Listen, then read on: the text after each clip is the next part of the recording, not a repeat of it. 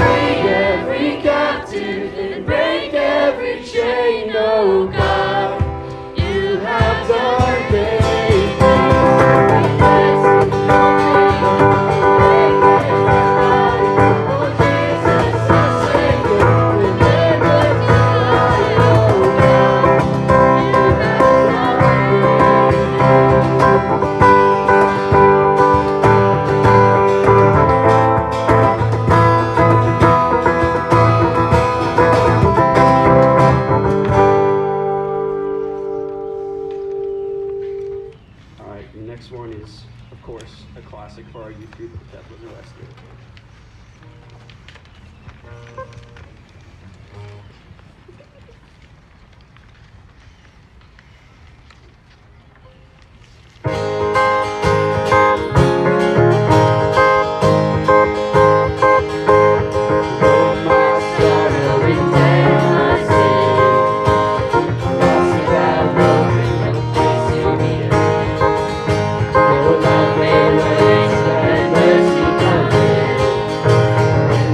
Mercy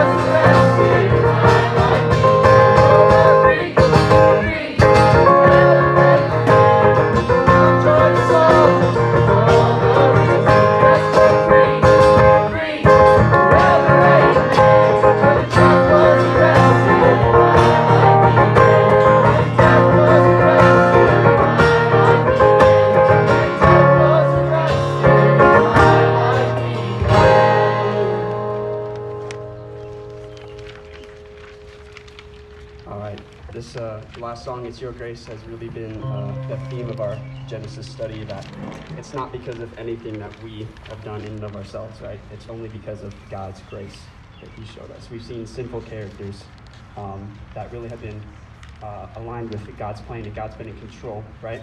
And he's worked even through sinful situations for his glory, and it's only for his grace. So let's sing together.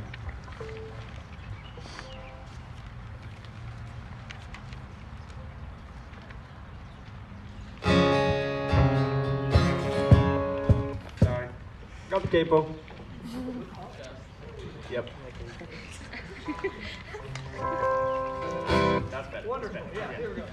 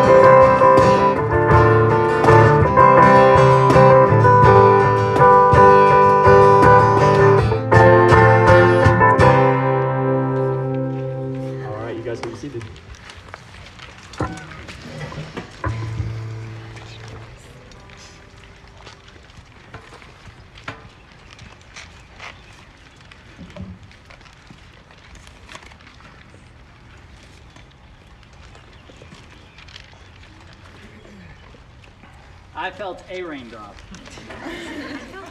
You guys feel some rain there? Which way is it coming? Up the sky? It's just down. It's swirling. I don't know.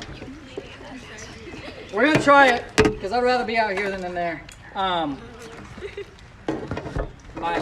You center. There you go. Center. Thank you. That's How's good. this? That's good. Are we live? We are live, yes. Hey guys. Everybody, now they can't see you, but yell hi to the people on here. 1, 2, 3. Hola. All right. Some of you have asked what this summer is going to look like just from the standpoint of seniors, students that are coming up into youth group, when you all will transition into small groups. Here's what we're doing.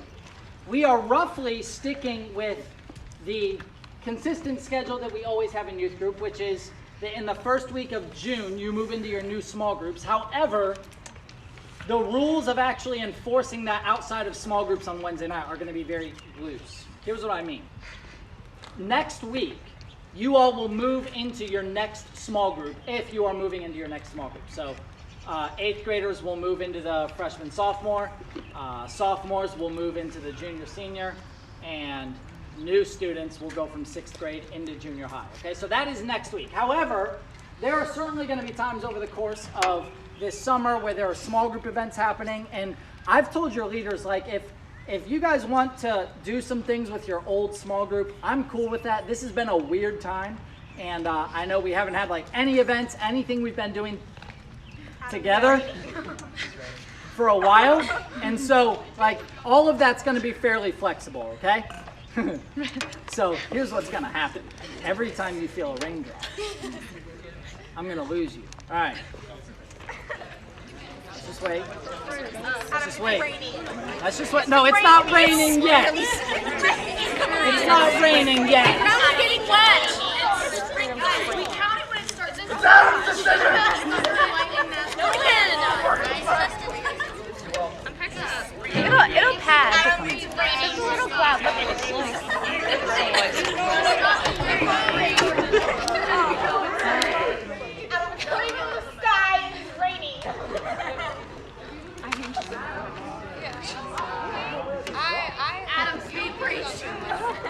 Okay, here's what we're gonna do. We're gonna get wet.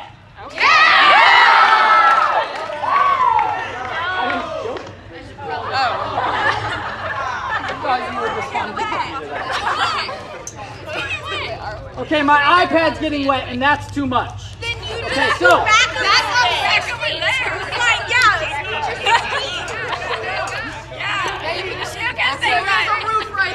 Okay, here's what we're going to do. Ready? I want everyone to pick up their chairs. We're going to put them against this pillar right here. It's going to be a mess. We can take them farther in.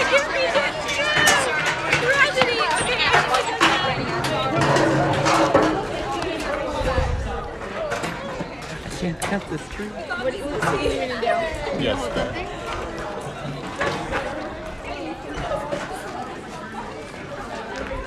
Just narrate what's happening. It's just me? Because I can't stop this once we started.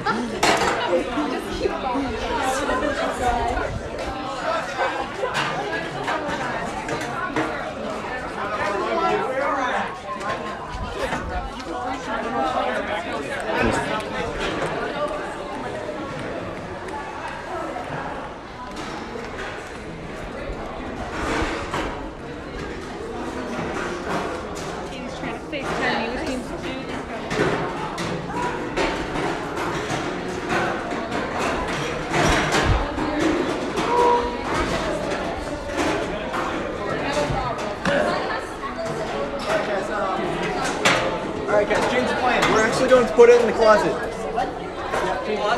Hey guys, let's just put them in the closet right here. Okay, that's Close enough. For all of us, put my stuff down, then I'll go.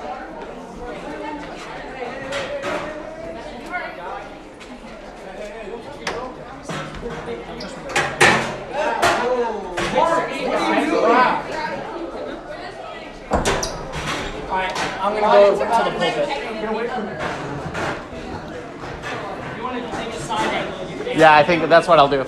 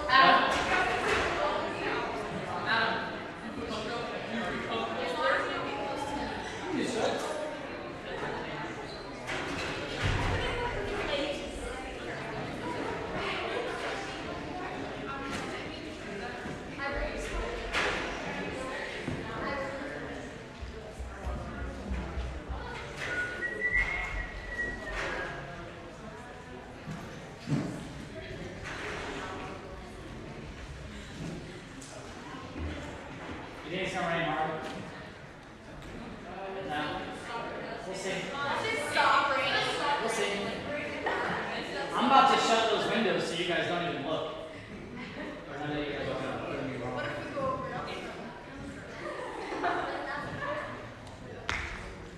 All right, thanks guys for setting those chairs up. It's like an echo in here.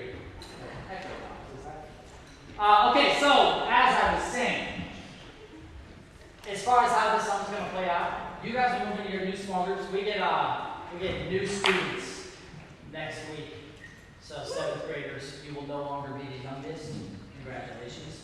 We will have new students that will take over that. Well, only 4 students that I know that are graduating this year. This is the smallest class I've had since I've been in ministry group. So we're all going to get to know these new students really well. All right, so we're going to have some fun with them. But if you guys want to do things with small groups, leaders have the freedom to kind of involve you in whatever small group activities, just because you haven't been a part of those for the past 2-3 months. So we're moving into our new small groups, but there's some freedom in what you all are going to be involved. Okay? That's the plan for the summer. Seniors, in the next kind of 2 weeks, we're going to have some fun with you guys and say goodbye to you guys. But again, you don't have to leave. Now, if you want to leave, I will cry, but you can leave if you want. But you guys are welcome to stay, seniors, until our retreat at the end of this month. Okay? And at that point, we're kicking you out. All right? Until then, you're welcome to stay. Okay? That's the plan. If you have questions, let me know. Tonight, we are going to do something a little bit different. You all can hear me, correct? Yes. You are, yeah. Sierra, you can hear me? You can't? Can you hear I can't hear you, so. Okay, good. We're going to do something a little bit different tonight. We are not going to be in Genesis. We are going to talk about why gathering as a church is important. We're going to talk about why gathering as a church is important. And the reason that I want to talk about that is because for the last 10 weeks, more than that, 11, maybe 12 weeks, we've been live streaming all of our services. We've been live streaming student ministry, we've been live streaming Sunday morning, and you all have been watching a service take place from a distance, but only participating in it in as much as you are watching it and tracking with what is being communicated. This has been a unique time. This has been the first time I've ever been through, and all of you have ever been through something quite like this in our lifetimes. Some of you may have responded to the events of the last 12 weeks as far as church services are concerned in different ways. Some of you may have enjoyed it. Some of you may have said over the course of the last 11 or 12 weeks, like, I kind of like this.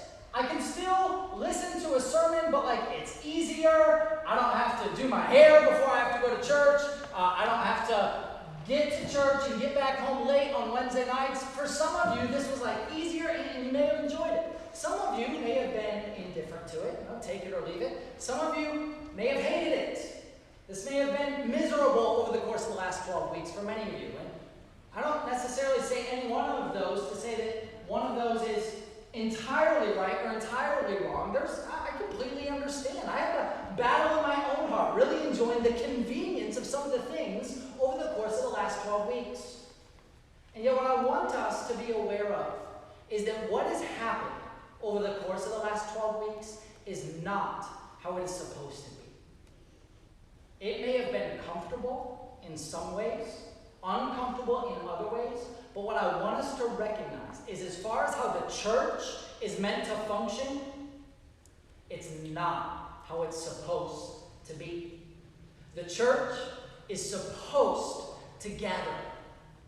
Now, I don't say that, I need to qualify several things tonight. I don't say that to say that what we've been doing for the last 10 weeks is sin or in error. I believe it was wise, I believe it was responsible, but ultimately, it was a reflection of the fact that we live in a broken and sinful world, that we had to resort to that option. These last few weeks have not only been ideal, I believe that in regards to how the church is meant to function, that sort of a lifestyle is unhealthy. Now, we trust God in what has happened, and we know that ultimately He's working all things together for our good. We certainly trust Him in that. But students, I want to be clear tonight that what took place over the last 12 weeks is not healthy for your spiritual state in regards to how you function in a local church. The church is meant to gather. It is designed to gather. We are meant to be together, physically, in the flesh. This, what is happening right now, is good. When Alyssa and I were engaged, and we were 3 months away from being married, we met in college. And so we spent our semesters together, and then we were apart for the summers. Well, we had about a 2.5-month period at the end of one semester until we were going to be married, when Alyssa and I were not going to be together. She was going to be back in her home in Colorado, and I was going to be in my home in Florida. And we were going to get married in 2.5 months, but from the end of our college semester until the day that we got married, or a few days before we got married, we were apart. We couldn't be together. Now, there were blessings in light of technology that we've been utilizing over the course of the last few weeks in FaceTiming and video chatting in ways that we can stay incredibly well connected, even though my fiance and I were apart. But here's the thing. Even though we spent lots of time on the phone, even though we spent hours video chatting. In fact, my wife took a trip to China, a missions trip for a month, which means she was in the opposite time zone that I was, and the only time that she was available to talk was at about 3:30, 4 a.m., anywhere between 3 and 4 a.m. my time. And so I would go to bed every night. I would wake up at about 2:30 a.m., I would video chat with my wife for an hour, and I would go back to sleep. Desperate measures just to see my fiance's face, just to communicate with her for a little while. I was once in the middle of a basketball game with a lot of friends, and it was a next point win scenario, and Alyssa was available for only a few moments to talk, and I threw the game. I let someone else score so that I could lose, so that I could go talk to my wife. I regret that decision to this day. But my friends still give me a hard time about it. But that was this desperation to see my wife's face. But here's the thing. It was never enough. We could FaceTime, we could talk on the phone, but ultimately, all that created in me was a longing to finally be with her again. And it was 2.5 months of waiting, and every day just crawled because I wanted to be with her. The question is, why? I could see her. I could talk with her. But something was missing. It's not how we're meant to function. A husband and a wife are meant to be together. Now, there are times when they can't be together, and that's understandable in life, but we're meant to be, we're supposed to be together. And what I would have us consider tonight is that the church is much the same way. We are meant to be together.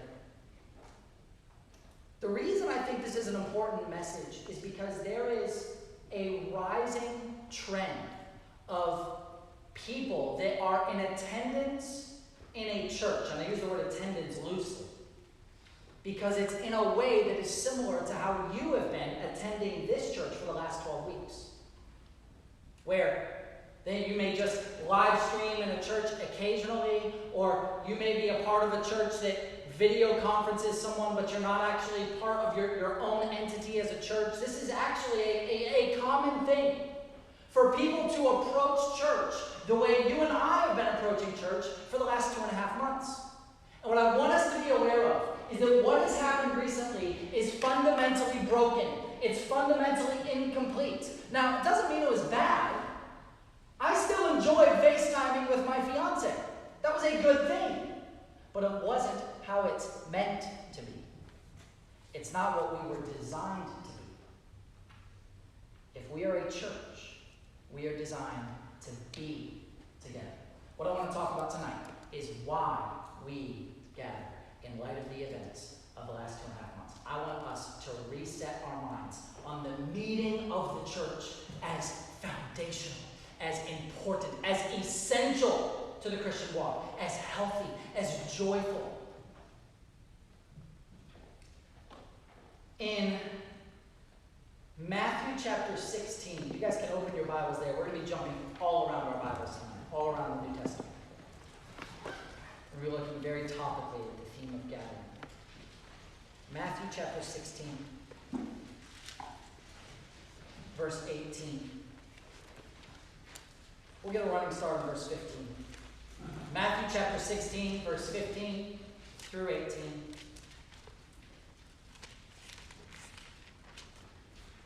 Matthew 16, starting in verse 15. We read this. Jesus said to them, his disciples, "Who do you say that I am?" Simon Peter answered, "You are the Christ, the Son of the living God." And Jesus said to him, "Blessed are you, Simon Bar-Jonah, because flesh and blood did not reveal this to you, but my Father who is in heaven." Watch this, verse 18. "I also say to you that you are Peter, and upon this rock I will build my church, and the gates of Hades will not overpower it." Those are foundational words for what is going to happen as soon as Jesus leaves the earth. Jesus says in this text that there is something coming that he is going to build. What is the thing that Jesus is going to build? The answer in Matthew 16, verse 18, he says, "I will build my church." And that is a fascinating statement, because that is a term that we have not heard in the life of Jesus until this point, as far as what the Gospels tell us. Jesus says, "I'm going to build this thing. I'm going to build it upon you," he says, "Peter. I'm going to build my church." The introduction of this notion of a church, we read that, and immediately there's a whole world of terms that enter our head. When we think church, we think the building that we're in. This is Mission Road Bible Church, right? When you hear church, you may be inclined to think a believer. Some of you sat in our topical study on the church several years ago, and we talked about how the church isn't just somewhere you go. The church is something that you are. You are the church. You need to be the church. And that's true. There's important qualifications that we need to make about that, but that's certainly true. But when we think those things, whether you think of a building or a group of people or an individual themselves as a part of the church, whether you think of any of those things, what I want us to recognize for just a minute is that any of those things is not what the disciples would have heard when Jesus said, "I will build my church." This is interesting terminology. The word church, when Jesus used it in this text, is not a Christian term. When we hear church, we fundamentally think religion, don't we? It's hard to picture a church outside of religion. It's a religious term. But the term that Jesus uses here is not at all a religious term. Jesus uses the word, it's a fairly common Greek word, you may have heard me use it before. Jesus uses the term ekklesia. Now, what I want to do for the next few minutes is a bit of a Greek lesson. I don't do this very often, but this term is so crucial to our understanding of the church. The term ekklesia that Jesus uses, he says, "I will build my ekklesia." That term means gathering. It means gathering.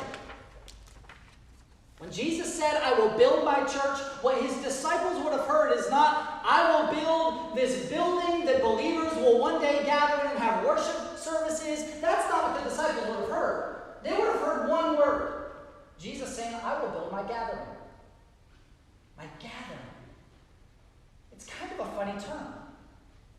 "I will build my gathering," Jesus says. It was not a Christian word. Politicians were often described as an ekklesia whenever they got together. Groups of individuals of any category, sacred or secular, time groups were assembled together. They were called an ecclesia. And so what Jesus is doing when he says, I will build my ecclesia, is not creating some new word. This new concept of a church, it's not that. Jesus is spiking the ball in that he's saying, there is going to be a gathering, and it's going to be mine, and I'm going to build it. They were familiar with gatherings of all different types. But Jesus is saying, I'm going to have it. It's going to be mine.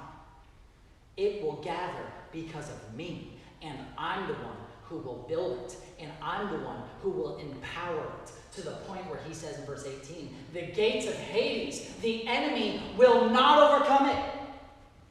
The church cannot be overcome. My gathering will not be overcome by anything or anyone. I will build it. And no one can overcome. So Jesus sets this tone in Matthew chapter 16, verse 18, where he says, something's coming, a gathering, and I'm going to build it. Now, turn over to Acts chapter 2. In Acts chapter 2, we begin to see what I believe is the fulfillment of those words in Matthew chapter 16. Acts chapter 2 is the beginning of the church. What takes place in this chapter is Peter, one of the disciples, preaches a sermon. He preaches a sermon to a large group of Jews, and many of them believe the gospel. Look at Acts chapter 2, start in verse 38. This is the conclusion of Peter's sermon. We're going to read all the way down to the end of the chapter in verse 47. I want you to see the gathering begin. Verse 38, Peter said to them, this is the end of his sermon, repent, and each of you be baptized in the name of Jesus Christ for the forgiveness of your sins, and you will receive the gift of the Holy Spirit. For the promise is for you and your children, and for all who are far off, as many as the Lord our God will call to himself. And with many other words, he solemnly testified and kept on exhorting them, saying, be saved from this perverse generation. Here's how the crowd responds. Look at verse 41. So then, those who had received his word were baptized. And that day, there were added about 3,000 souls. What that means, Peter preached the gospel message. About 3,000 people believed in the message. They were baptized and they were added. The question is, what were they added to? What were they added to? Let's keep reading. They, these new believers, were continually devoting themselves to the apostles' teaching and to fellowship and to the breaking of bread and to prayer. What verse 42 is telling us is that this new group of people, you know what they started doing? They started gathering. They started meeting. And you know what they were meeting for? The apostles' teaching, the breaking of bread, that is communion, and prayer. You know what that is? That's a church service. They were saved and they immediately began to attend this gathering of other Christians for the equipping of their own souls. Keep reading. Verse 43. Everyone kept feeling a sense of awe, and many wonders and signs were taking place through the apostles. And all who had believed were together. They had all things in common. They began selling their property and possessions, and they were sharing them with all, as anyone might have need. Okay, so in those verses, they're sharing things, they're caring for each other, they are fully committed to each other. Keep reading, verse 46 rather. Day by day, they were continuing every day with one mind in the temple, breaking bread from house to house. They were taking their meals together. together with gladness and sincerity of heart, praising God and having favor with all people. And the Lord was adding to their number day by day those who were being saved. That, I believe, is the beginning of the fulfillment of what Jesus said in Matthew 16. I will build my gathering, and when Peter begins to preach the gospel, people get saved, and what do they immediately start to do? What is the immediate reflex of being saved? They start gathering. They start meeting. It's their gut reaction. They didn't have to be taught. They just immediately started devoting themselves to the apostles' teaching. And what happens as you trace this word, ecclesia, through the book of Acts, is that becomes the word that describes this group of people. They're described, not necessarily in the religious sense, as a church, like Mission Road Bible Church. They're described as the gathering. The gathering. Now, it was really easy to describe all of the New Covenant believers as gatherers because they all lived in one place initially. They were all in Jerusalem. And so all 3,000 of them, the first church was a mega church. There were 3,000 of them. They were all together, all gathering. But something happens in the book of Acts. Eventually, persecution comes. Turn over to Acts chapter 8. Acts chapter 8 is when Saul begins persecuting the church. Saul is persecuting the church, and look what takes place. Chapter 8, verse 1.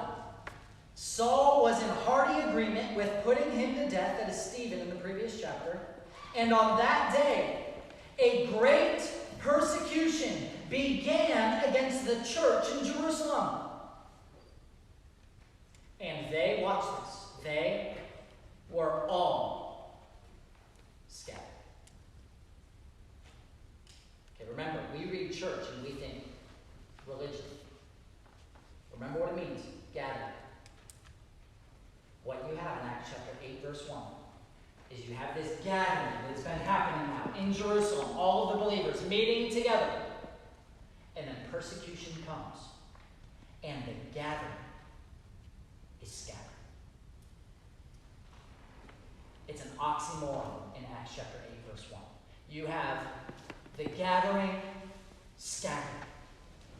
A scattered gathering, right? And those two words don't belong together. You can't have a scattered gathering. And yet, what happens in the rest of the book of Acts is that even though this gathering was just scattered and these people left Jerusalem and had to go to other places, you know what they did when they went to those other places? More people were saved. And wherever that scattered gathering went, new gatherings started. Every time. Even though the gathering was scattered, it continued to gather wherever it was. Why all of this commentary on the church as an ecclesia, as a gathering, as all of these things? Why is it important that we know that wherever these believers go, gatherings begin to take place? Here's why. Gathering is not just a thing that the church does. Gathering is foundational to what the church is. Gathering is foundational to what the church is. To the very point that to even say the word, the biblical term for church, to even say the word meant gathering. They were so known for their gathering that people just called them the gatherers. And what happens in the New Testament is they straight up hijack the term. And it becomes this term that's used to describe the church, how we think of the church. And eventually over the course of time, people that heard the word ecclesia would have heard less of just vaguely the gathering and more of the Christians who gather. They hijack the term. That's how well known they become for gathering. It's not just this thing that they do, it's what they are. What does that have to do with our current state? What does that have to do with the topic that we're talking about tonight? For the last 3 months, we have not been able to do what the church foundationally is. This is not just something that is optional, that you take it or leave it as a Christian.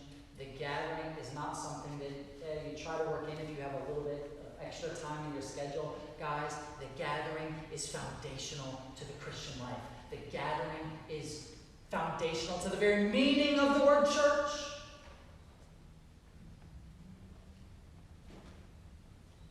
Okay, so then, that was all introduction.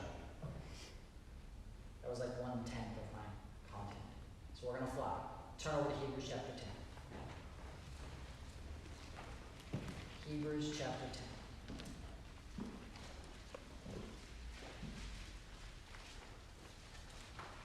Verse 25.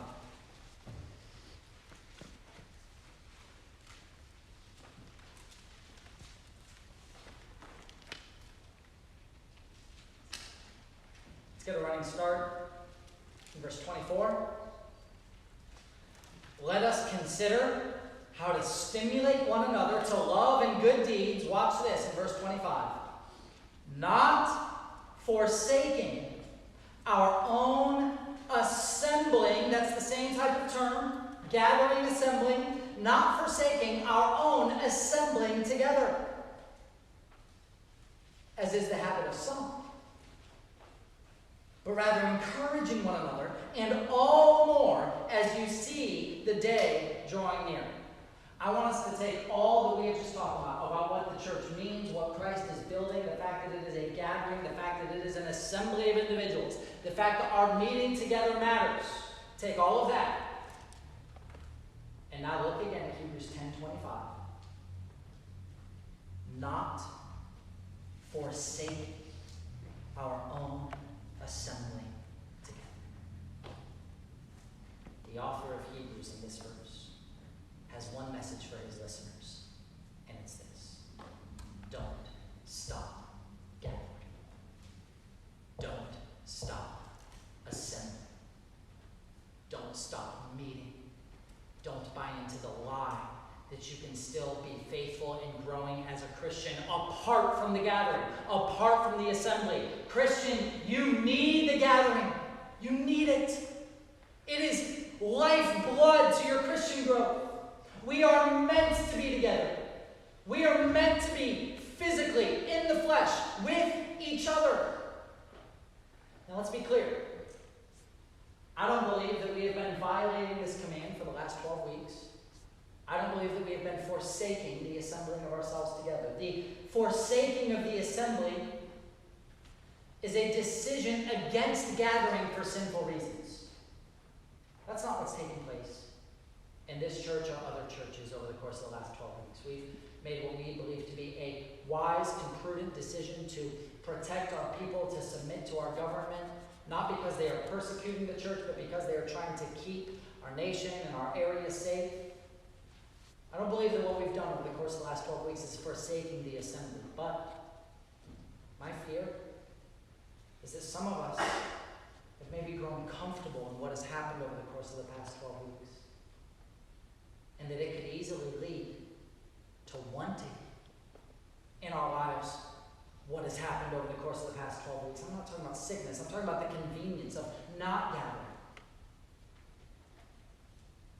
What I want us to recognize is that gathering is never presented in the scriptures as an insignificant, as an optional add-on to the Christian life. It's foundational to who we are, which is why the author of Hebrews says, whatever you do, don't stop gathering. Value the assembling of yourselves together. Love the assembling of yourselves together. Love the body. Be together. Want to be together. Pursue time together. Now, again, we are going to have people months who are not going to be able to assemble themselves together. What I'm saying tonight is not in any way speaking negatively of those people. There are people I've encouraged not to come back. There is wisdom for some people in not coming to the gathering for health reasons, to protect others even in their family. There are wise reasons to not gather right now. But what I'm asking us to do is to check our motives, to check our heart. Do I love the gathering? Let me ask you this. Have you missed the gathering? I know many of you have.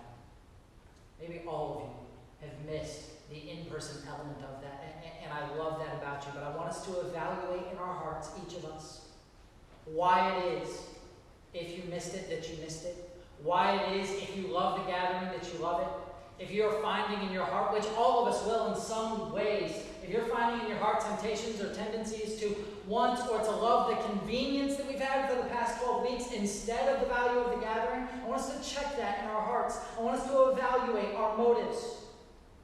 Do you value the gathering of the believers? Students, I don't know that there's a more important crowd that could hear this message, because all indications, when you just look at statistics over the course of what high schoolers do when they move to college, is that the majority of them transition away from the church. Collegians drift away from Christianity often. When they leave their homes and transition into having more freedom in college. And you know what the first indication of that they're drifting away from Christianity is? They drift away from the church. They drift away from the church. My prayer is that each of you would be protected from that. That you would learn to love the gathering. That you would learn to be terrified of what happens to your heart and your soul if you flee from the gathering. If you forsake the assembling of ourselves together. Love it. Love it. We're not going to have time. I have so many texts that I want to look at tonight. I probably foolishly added too many, but let me give you just a few benefits. As I scan through the pages of Scripture, there are far more than what I have here, but let's look at a few benefits of being together. Benefits of being together. One benefit of being together is encouragement. Encouragement. Romans, you don't have to turn here, you're welcome to, but I'm going to read a few passages for you. Romans chapter 1, verses 11 and 12. We often get a glimpse into Paul's heart because he's writing to people that he cannot be with. And we get to catch a glimpse of how desperately he wants to be with them. He wants to be in person. It's very insightful that he's not satisfied just to write letters back and forth. He wants to be with them. In Romans chapter 1, verses 11 and 12, he says this, I long to see you. I long for it. I want to see you so badly, Paul writes to the church at Rome. Why? There's two reasons. The first is the benefit that he can give to them. The second is the benefit that they can give to him. Look at the first. I long to see you, verse 11. Sorry, maybe you don't have it open. That's okay. So that I may impart some spiritual gift to you, that you may be established. Paul says, I want to see you so that I can help to establish you in your Christianity. But look at what else he says in verse 12. That is, that I, Paul, may be encouraged together with you while among you, each of us by the other's faith, both yours and mine. Paul says, I long to see you. I desperately want to be with you. Why? Paul says, one, so that I can serve you. But also because I know that when we're together, there is encouragement to be found. When we're together and our faith is rubbing off on each other, the term he uses, I need the encouragement that comes from being with you, not by writing a letter, but being in the flesh. That's what he wants. I want to be with you. I want to be with you, Paul says. I want to see you. I want to spend time with you. Person to person. Because that's what Christians are meant to do. Not just through spending time together do we encourage one another. But Colossians chapter 3, verse 16, speaks of the encouragement that comes when we sing together. Listen to this, Colossians 3:16. Let the word of Christ dwell within you with all wisdom, teaching and admonishing one another with songs and hymns and spiritual songs, singing with thankfulness in your hearts to God. He says that when we are singing to one another, we're admonishing each other. You know what that means? We're pressing each other along. We're speaking truth to each other. Not just when we're singing. Are we drawing a circle around ourselves and singing praise to God? No. You can do that at home. You've been doing that over the course of the last 12 weeks, but you know what's been missing? Colossians 3 says that when we're singing together, what we're singing to is not just to God, but to each other. And that we're saying all around the room, press on in your faith. We are rehearsing truth together, and there is meant to be literal encouragement in that. If you still have your Bibles open to Hebrews chapter 10, look at verse 25 again. Look at this. This is incredible. He says, not forsaking the assembling of ourselves together, but what? Encouraging one another. Do you see what he did there? He said, don't stop assembling, rather encourage each other. What's the implication there? The way that we encourage each other is by the assembling of ourselves together. There is encouragement found in the gathering in a way that there is no encouragement found anywhere else. There is a unique blessing, a unique encouragement tied to the assembly, tied to the gathering, to where the author of Hebrews says, don't stop meeting together, rather encourage each other. He places those two as polar opposites. To stop meeting together would be the very opposite of encouraging one another. The implication is, to meet together is to encourage one another. So there is encouragement found in being together. You know what else there is? Spiritual growth.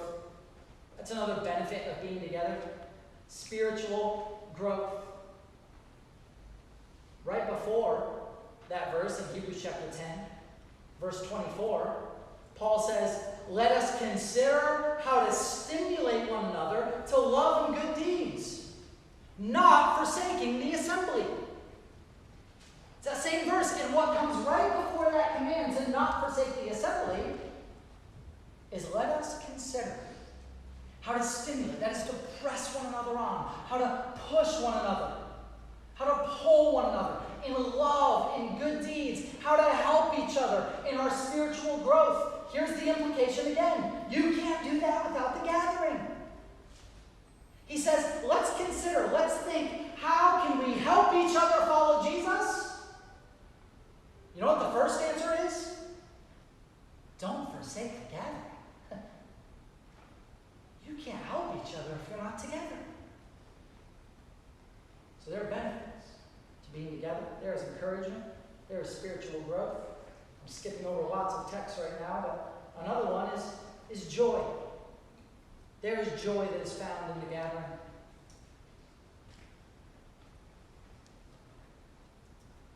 Paul also says at the end of the book of Romans, we already saw how he wants to be with the church at Rome. He closes the book in the second to last chapter, in verse 15, verse 24, saying, I am hoping to stop by and see you when I'm on my way to Spain. He says, I'm going to stop in. And you know what I'm looking forward to? I want to, this is his terminology, enjoy your company for a while. He says, I want to see you, I want to be with you, because when I'm with you, there is joy to be found. There ought to be joy that we share as believers who hold to a common profession of faith. There ought to be a joy that we find together that is to be found nowhere else in the world. The gathering is a place of joy because the gathering is home for the Christian. It is home for the Christian. Another benefit of being together is unity. Unity. When we are together, we are unified in a unique and special way. We are never more unified than when we're gathering. That's why Paul says, When you see each other, greet one another with a holy kiss. It's nobody's life verse, I know. But there's a message there. That there is unique spiritual encouragement even in a Christian greeting. In their culture, they greeted each other with a kiss. There's a unity. Greet one another. In regards to communion that the church celebrates, in 1 Corinthians 11, Paul writes, hey, when you're celebrating communion, wait for each other. Some of them were taking communion without the rest of the body, and Paul says, you need to wait for one another because you can't do it alone. It's meant to be together. It's meant to be in the gathering. It's meant to be unified. There is unity that is demonstrated in our being together. These benefits and many more that I need to skip over now should cause us to earnestly desire the gathering. To have the same mind of Paul in Philippians chapter 1, verse 8, who says, I long for you. I long for you. So how do you think about the gathering? Did you miss it? What did you miss about it? Why did you miss it? I hope there's a whole list of reasons to that. I'm not looking for what we may describe as super spiritual answers to that question. I hope that some of you would say, I miss my friends. I miss my Christian friends because that's part of the gatherings, the friendships that you have in the church. I hope you miss singing together. I hope you miss seeing each other. I hope you miss greeting one another. I hope you miss having fun, hitting each other with noodles. All that we do when we gather is sweet. Well, I have to battle in my own heart. There are certain conveniences over the course of the last 12 weeks that I've enjoyed. But man, I've missed time with you guys. I hope you've missed your time together. If you did, press into that more. Learn more to love the gathering, to love the body. If you didn't, just recognize that and seek to tweak that in your heart. Talk to your leaders about how you can grow in your love for the gathering, for the church. Because guys, if you're a Christian, what we're doing in the church when we gather is a small glimpse of what we are going to do for all eternity. Right now, the church gathers in local bodies. Mission World Bible Church is a local church, and there are local churches all over the planet. But the day is coming when Christ will gather all of his believers together. And we will be a gathering, an ecclesia, his ecclesia forever. Learning to love the gathering now is preparation for eternity. It will be awesome then. We need to make sure that we're learning to see it as awesome now. To love the ecclesia. To love the gathering. The assembling of ourselves together. Father, help us to love your gathering. How sweet it is to be back together in person, in the flesh, how you have designed the church to be. Thank you for that grace. Help us to press into that even more. Bless us now as we transition to small groups. In your son's name we pray. Amen. Okay, you guys are dismissed to small groups. If it's not raining, you can go outside. If it is raining, I can't tell. If it is raining, stay in the worship center or the atrium. You guys will have to huddle in corners or whatever you guys want to do, okay? Great. See you guys.